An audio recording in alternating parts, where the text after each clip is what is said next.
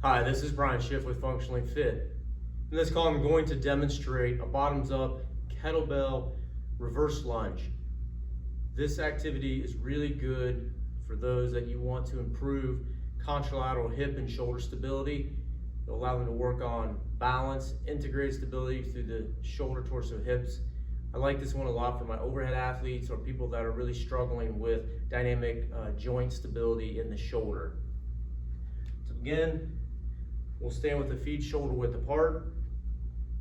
We'll bring the kettlebell into the bottoms up position. Elbow probably between 70 and 90 degrees relative to the shoulder. So the shoulder flexion here is probably about 70, 75 degrees. Make sure the client's comfortable.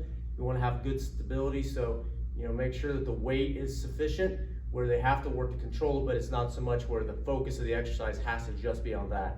So once we're locked in, I'm going to cue them to draw the navel in a little bit, activate the transverse abdominis, keep the core stable. We'll step back with the right leg, lightly tap, and come back up. So I'm going to keep my eyes straight ahead as I do the exercise. For those that need a little more challenge, we can bring them into a full extension position here. Again, stay tucked here. Have to avoid hyperextension as we drop down in the lumbar spine. We can go that way. If you want even more progression, we can do a simultaneous press as we step back and then come back each time. So that works a little bit more in terms of challenging dynamic stability, introduces a little bit more movement throughout the activity. If we need a regression, we still can be in our bottoms up position. We'll start in a split squat stance, and we can just coach this out of the gate until they're ready for the one leg version.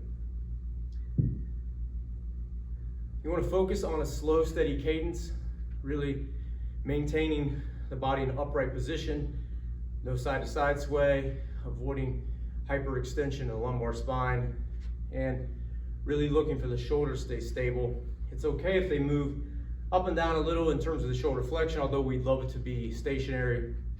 Choose the weight of the kettlebell accordingly. Perform 8 to 10 repetitions on each side. Switch hands, repeat on the other side. And you can perform 2 to 3 sets of that as you like. It's a really good way to kind of target hip stability, working on avoiding frontal plane, valgus collapse, or too much varus movement as well. And then we focus on that contralateral shoulder for that shoulder stability. So I think you'll find it's a very applicable exercise, whether you have somebody in the athletic realm you're working with, or just general population trying to work on shoulder and core strength.